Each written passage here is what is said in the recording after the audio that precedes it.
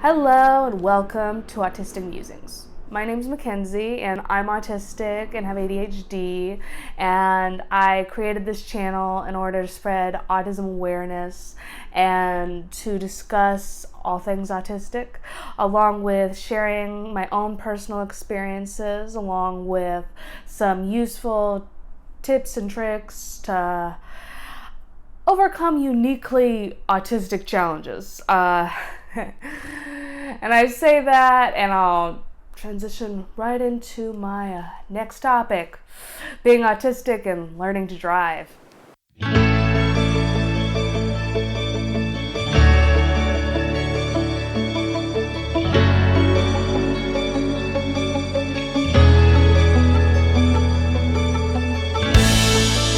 So, learning to drive and being autistic.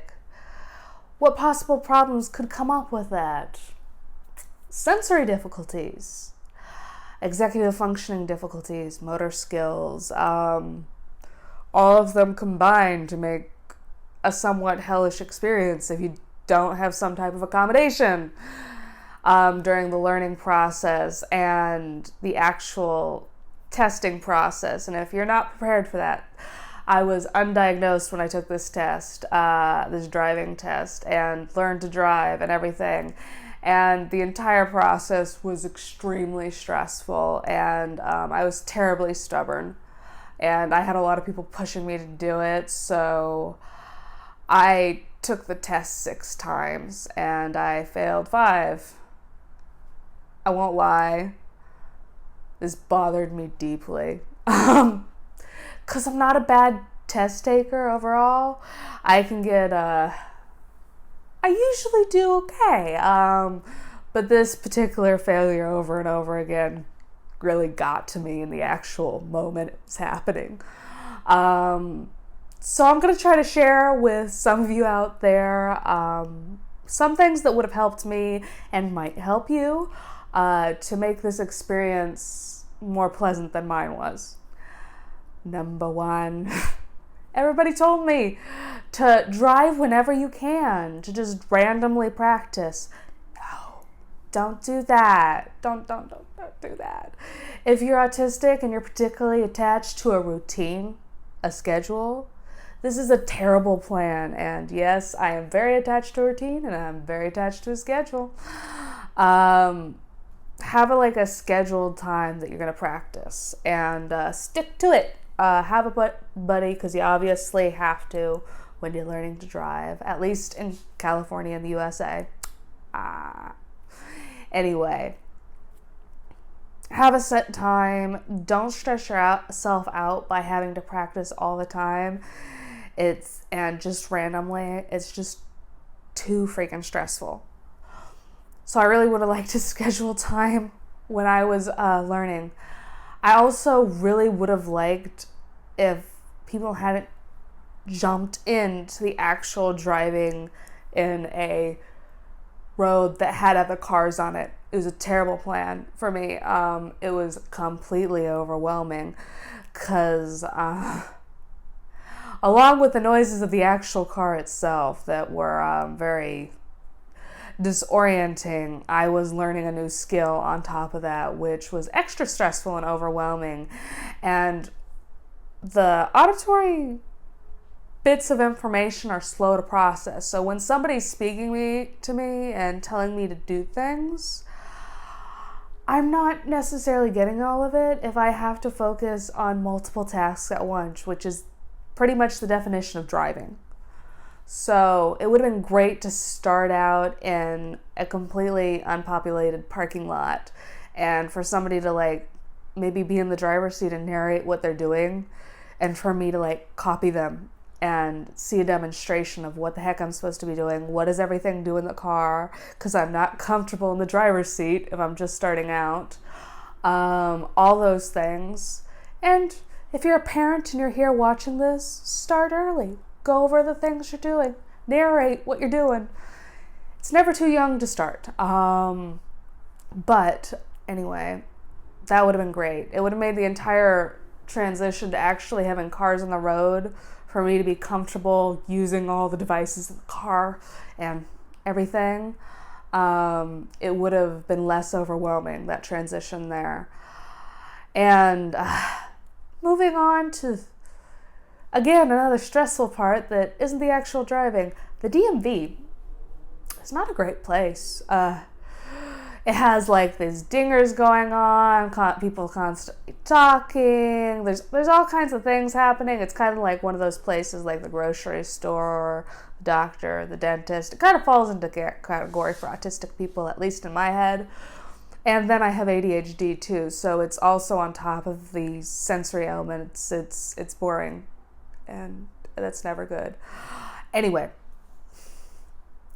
taking the actual written test portion was somewhat confusing because when I answered stuff wrong on this test, it was because people had given me misinformation.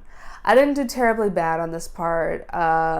I think there was once or twice during those 5 times that I took it that I did fail the written because I don't think it was a lack of studying, because I was on that area, but there was misinformation. Like, people would tell me when I was actually in the practical part of driving that you're supposed to go with the flow of traffic, and I would put down that answer on my test, but that wasn't the actual answer nor the rule.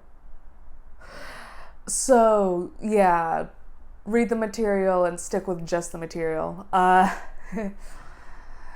Anyway, moving on from that. Oh, and if you can get accommodations like headphones, fidgets, anything like that in that environment, please do it. I didn't have a diagnosis then, so it didn't occur to me that I needed any of these things to concentrate and be successful in this endeavor, but you go for it. And then the actual final practical part of the driving test, where you're driving around with a stranger and they're doing little check marks on when you do things wrong.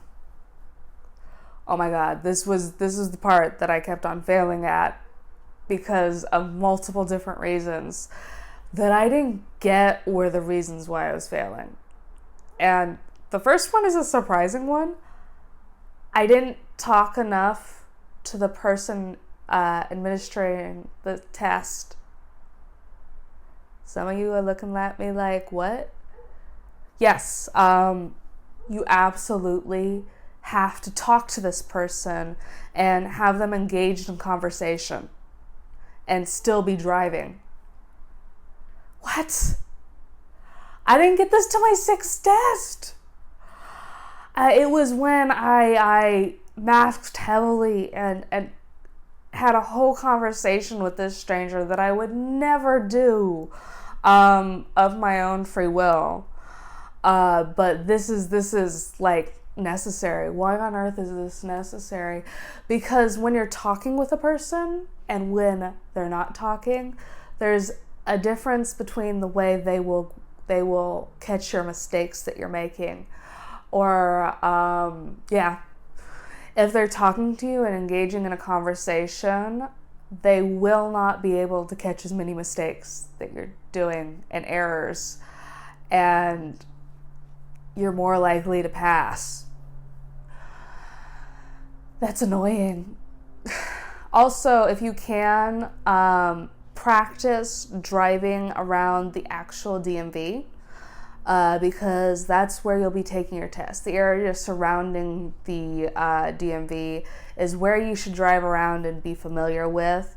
If you want to really pass, it's a really good idea to do, because familiarity makes driving easier. I have a tendency to not want to drive in unfamiliar areas because it stresses me out. I take the same path over and over again because it's my preference and it makes it less stressful for me. But back to the instructor. Yes, administrator of test.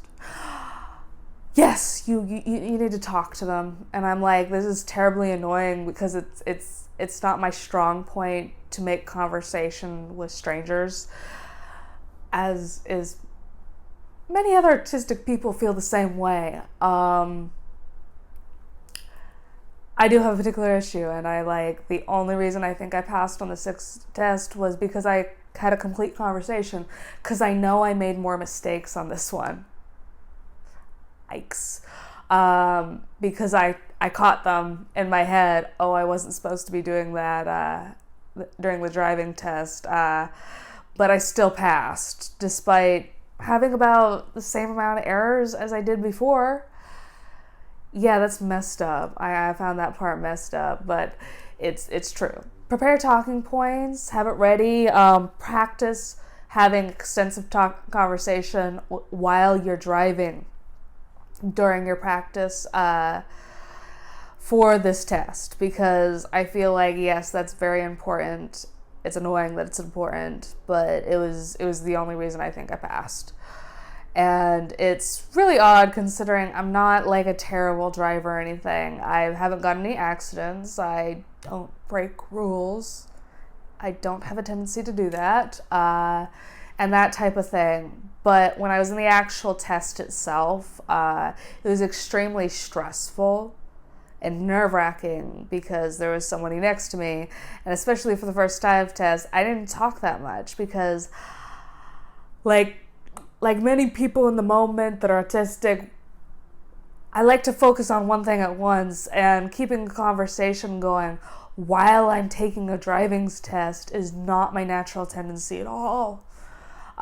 It was to focus on my driving and trying to do all the things that I was supposed to be doing rather than having a conversation with this person. Ugh. Anyway, yeah, I hope some of my pointers were helpful and they make your experience better than mine was. And don't put too much pressure on yourself. Go at your own pace. There's no point in driving yourself stubbornly and digging your heels in as I did. It just makes you stressed out and makes driving anxiety inducing in the future. So take your time. I hope, again, some of this information was useful. And if you liked this video and you actually managed to stay to the end here, don't forget to like, subscribe, and share.